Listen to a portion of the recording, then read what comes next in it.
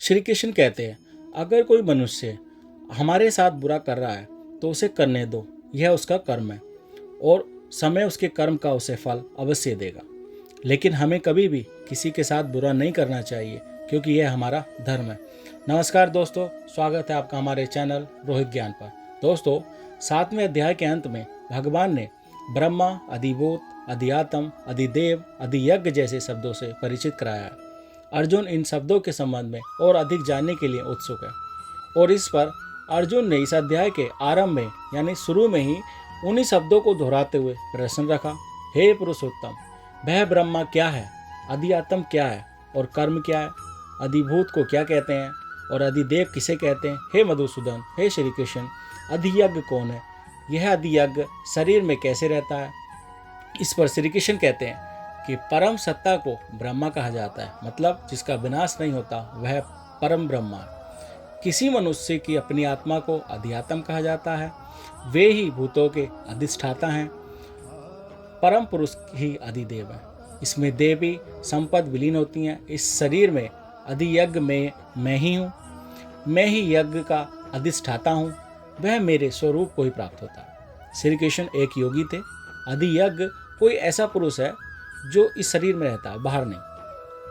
5 तत्वों यानी कि पृथ्वी, जल, अग्नि, वायु और आकाश की सभी अभिव्यक्तियों को मिलाकर ब्रह्मांड अधिभूत कहा जाता है। अब अंतिम प्रश्न के अंत में समय में उस आप किस प्रकार जानने में आते हैं। उन्होंने बताया कि जो मेरा निरंतर स्मरण यानी कि ध्यान करते हैं वे मेरे पास आएंगे, इस संबंध में कोई संदेह नहीं।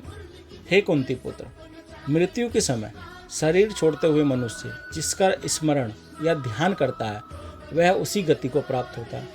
मतलब मृत्यु के समय मनुष्य जिस किसी के बारे में सोचता है, विचार करता है, वह अगले जन्म में उसी को प्राप्त होता है। इसको और अच्छे समझने के लिए एक कथा सुनाता हूँ।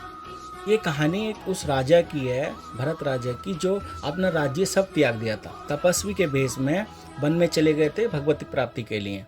अब क्या हुआ, एक दिन उन्होंने गर्भवती यानी कि प्रेग्नेंट हिरणी है उसकी आवाज़ सुनते हुए जब वो नदी में छलांग लगा रही थी तब भरत राजा ने उसको देखा था।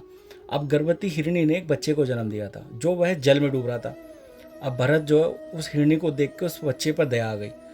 उस बच्चे को वो निकाल कर अपनी कुटिया में ले गए।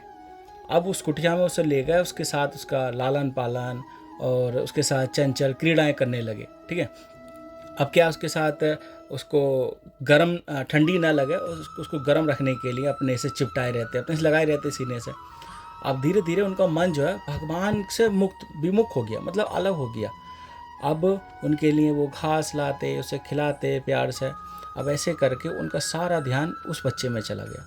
अब वो सोचते कि कल को अगर मैं नहीं हुआ इस हिरण के बच्चे का कौन ध्यान रखेगा। तो ये सब सोचते सोचते एक दिन वो चल बसे। अब क्या, अगले जन्म में भरत महाराज को हिरण का ही जन्म मिला। ठीक है ना। अब उन्हें सब पता था, साधना कर रखी थी उन्होंने, तो उन्हें पिछले जन्म की भूल का ज्ञान था। ठीक है। इसलिए हिरण होते हुए भी वह बन के संत पुरुषों के आश्रम में रहते थे। फिर उन्होंने दोबारा हिरण के शरीर को त्याग दिया था, फिर पुनः उन्हें मनुष्य का जीवन मिला। तो ये है कि उन्होंने उसके बाद वह साधना पूर्ण की और उन्होंने फिर भगवत प्राप्ति की। मतलब यह है कि अगर इंसान मृत्यु के टाइम पर जब अपना शरीर त्याग रहा हो उस टाइम अगर भगवान का स्मरण कर ले तो वो भगवान को प्राप्त हो जाता है। लेकिन अब कहेंगे कुछ लोग, मनुष्य सोचते हैं ये तो बहुत अच्छा सुझाव है, यह तो बहुत अच्छा सौदा है, पूरे जीवन भर मौज करेंगे, मरने के टाइम पर भगवान को याद कर लेंगे। लेकिन ऐसा नहीं होता। इसमें श्री कृष्ण भगवान कहते हैं ऐसा बिल्कुल नहीं होता है। जो मनुष्य जीवन भर जिस चीज़ का अभ्यास करता है, जिसका विचार करता है, जिसके बारे में सोचता है, मरने के टाइम पे वो उसी को ही ध्यान में रखता है। ये इतना सरल नहीं है कि मरने के टाइम पे वो भगवान का नाम स्मरण कर लेगा। इसके लिए अभ्यास करना पड़ता है, क्योंकि जो मृत्यु है, जो इंसान जब अपना देह त्यागता है, मृत्यु बहुत ज़्यादा प्रेरणादायक अनुभव है, बहुत दर्द, बहुत कष्ट देती है। इसलिए वो अर्जुन को भी यही कह रहे हैं कि तू अभी से अभ्यास करेगा मेरा नाम का, मेरे स्मरण का, तो तू मुझे पालेगा। इसलिए हे अर्जुन, तू हर समय मेरा स्मरण कर, मेरा ध्यान कर और युद्ध कर। अपना मन और बुद्धि मुझे समर्पित करो, तब तुम निश्चित रूप से मुझे पालोगे। हे प्रभु, निरंतर चिंतन और युद्ध एक साथ कैसे संभव है? हो सकता है कि निरंतर चिंतन और युद्ध का यही स्वरूप हो कि जय कन्हैया लाल की, जय भगवान की कहते रहें और बाण चलते रहें। हे पार्थ, कार्य करते समय भी मन को भगवान में चिंतन लगाना चाहिए। भगवान का स्मरण रुक रुक कर नहीं करना चाहिए, बल्कि निरंतर पूरे दिन किया जाना चाहिए। जैसे भगवान का स्मरण उस प्रकार से करो जैसे कि गांव की महिलाएं सिर पर रखे मटके का करती हैं और वो नीचे भी देखकर आगे भी चलती हैं। मतलब वो ध्यान और मन उस मटके में भी रहता है जो सर पे रखा है, और नीचे उस मार्ग से जिससे होती ही जा रही है, कांटों का, कीड़ों का, सब उसका भी ध्यान रख के वो आगे बढ़ती है। तो इस प्रकार वो दो कार्य ही कर रही है ना। इसीलिए काम वो करो जैसा महिलाएं सर पे रखे मटके के साथ आगे बढ़ के करती हैं। अब इसमें श्री कृष्ण आगे बताते हैं, वेदों में भगवान के अनेक नामों का उल्लेख किया गया, जिनमें से कुछ नाम सत्य, इंद्र, ब्राह्मण, भगवान, देव, पुरुष इत्यादि हैं। अलग अलग स्थानों का भगवान पर निराकार रूप से उसके लिए उसे अक्षर नाम से पुकारा जाता है।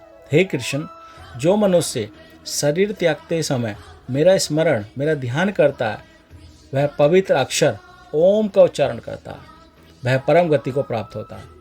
श्री कृष्ण यह भी बताते हैं कि ओम अक्षर ब्रह्मा का परिचायक है, तू इसका जप कर और ध्यान कर मेरा। उन्होंने यहाँ अपना नाम जपने को नहीं कहा है कि कृष्णा कृष्णा राधे राधे ये जपो, नहीं, बल्कि उन्होंने ओम जपने को कहा है। ऐसे ही भगवान शिव ने राम शब्द के जपने पर बल दिया था। यहाँ भगवान यह स्पष्ट करना चाहते हैं कि आप कोई भी 2-2.5 अक्षर का नाम ले लो, जैसे ओम, राम, शिव, इनमें से कोई एक ले लो, उसका ध्यान करो, उसका चिंतन करो। मेरा निरंतर ध्यान करने से मन का निरोध और बिरले हो जाता है और उसी क्षण शरीर के संबंध का त्याग हो जाता है। केवल मरने से शरीर पीछा नहीं छोड़ता है गुरु।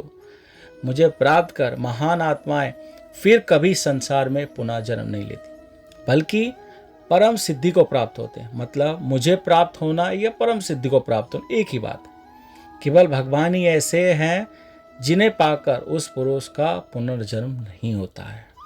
हे भरत श्रेष्ठ, अब मैं तुम्हें इस संसार से दूर अलग अलग मार्गों के संबंध में बताऊंगा। इनमें से एक मार्ग मुक्ति की ओर ले जाने वाला है और दूसरा मार्ग पुनर्जन्म की ओर ले जाने वाला है। वे जो परम ब्रह्मा को जानते हैं और जो उन 6 मासों में जब सूर्य उत्तर दिशा में रहता है, चंद्रमा के शुक्ल पक्ष की रात्रि और दिन के शुभ के टाइम जब कोई मनुष्य अपना देह त्याग करता है, वे परम गति को प्राप्त करता है। चंद्रमा के कृष्ण पक्ष की रात्रि में धुएं के समय जब सूर्य दक्षिणायन में रहता है, वे 6 माह के भीतर मृत्यु को प्राप्त करता है। वे स्वर्ग लोक को प्राप्त करते हैं। स्वर्ग के सुख भोगने के बाद फिर धरती पर लौट कर आते हैं। प्रकाश और अंधकार के ये दोनों पक्ष संसार में सदा विद्यमान रहते हैं। प्रकाश का मार्ग मुक्ति की ओर ले जाता है और अंधकार का मार्ग पुनर्जन्म की ओर ले जाता है। इसे ऐसे समझते हैं कि जो मनुष्य निरंतर ठीक दिशा की ओर बढ़ता है, उसे प्रकाश का मार्ग यानी मुक्ति प्राप्त होती है, और जो लोग भगवान की स्तुति करते हुए उसे बीच में छोड़ देते हैं, करना बंद कर देते हैं और फिर अपने कार्य और मोह माया में फंस जाते हैं, वे अंधकार का मार्ग चुनते हैं।